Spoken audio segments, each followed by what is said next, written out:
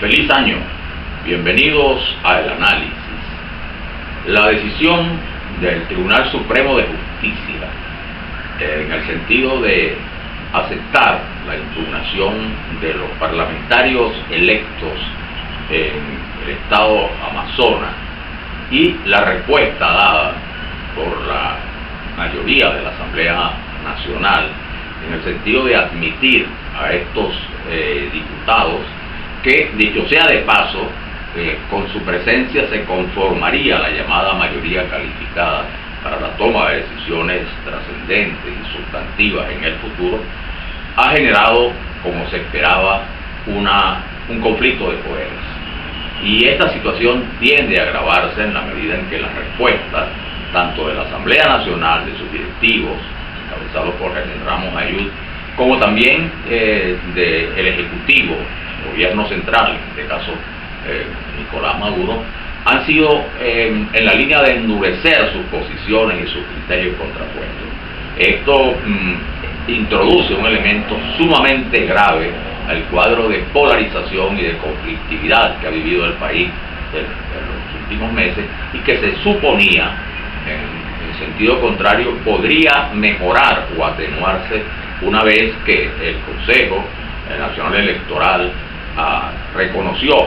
la amplia victoria de los diputados opositores y también el presidente Maduro admitió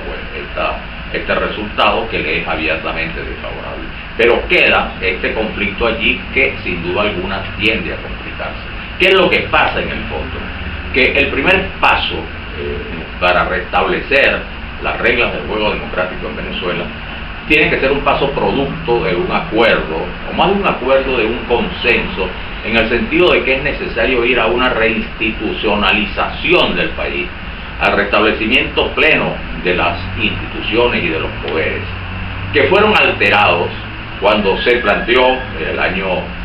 2007, después de la segunda reelección de Hugo Chávez, la famosa reforma constitucional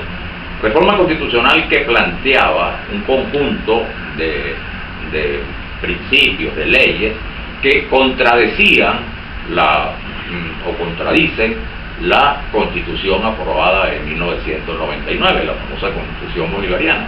Y eso ocurrió porque el presidente Chávez, después de su segunda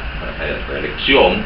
consideró que era el momento para profundizar su proyecto político y pasó de la Revolución Bolivariana de 1999 a el socialismo del siglo XXI, y para ello era necesario de alguna manera establecer una serie de principios que no estaban consagrados en la Constitución anterior y que además muchos de ellos negaban esa Constitución, la contrariaban, establecían una visión distinta de lo consagrado en el texto constitucional. Esa reforma constitucional, como se recuerda, fue rechazada por la mayoría de los venezolanos, y se pensó que allí se había cancelado esta tentativa del presidente de darle un basamento legal a su régimen que implicaba una definición política distinta al concepto de la democracia consagrada en la Constitución bolivariana. Bueno, el presidente Chávez decidió inmediatamente, a través de la ley habilitante, un conjunto de leyes que reproducían los artículos que habían sido negados, rechazados por la mayoría de los venezolanos en su proyecto de reforma constitucional. Pero por supuesto, por la vía habilitante, esas leyes fueron establecidas. Eso provocó un gran debate en aquel momento, pero el hecho cierto es que se consagraron prácticamente dos constituciones: la Constitución del 99, la Constitución bolivariana, la famosa Bicha, el librito azul, pero también un conjunto de soportes legales que negaban y contrariaban esa Constitución. Mientras no se llegue a un clima que permita establecer criterios muy claros en relación a este tema, siempre subsisten, por supuesto, y van a subsistir la posibilidad de que se creen fricciones y desencuentros, que es lo que estamos viviendo hoy. Y hoy viviéndolo además porque, sin duda alguna, pues los resultados de la elección parlamentaria del pasado mes de diciembre, que fueron abiertamente favorables a los sectores críticos, a los sectores opositores, no estaba, por supuesto, en los cálculos, incluso no estaba en los cálculos de la Mesa de la Unidad Democrática, pero menos aún estaba en los cálculos del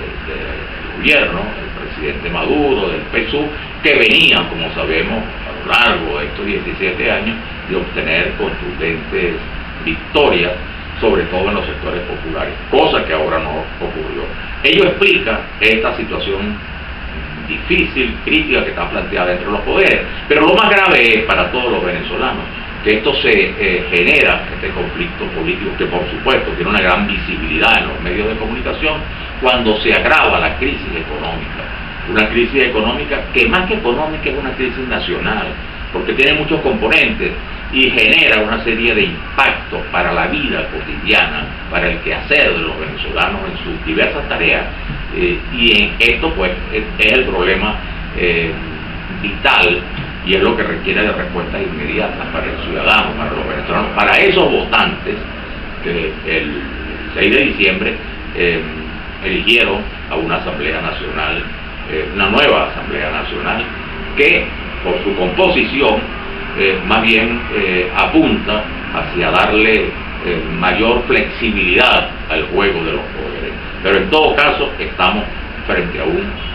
conflicto de poderes que ojalá no desemboque en situaciones mucho más traumáticas. Bueno, los invitamos a suscribirse al análisis en YouTube.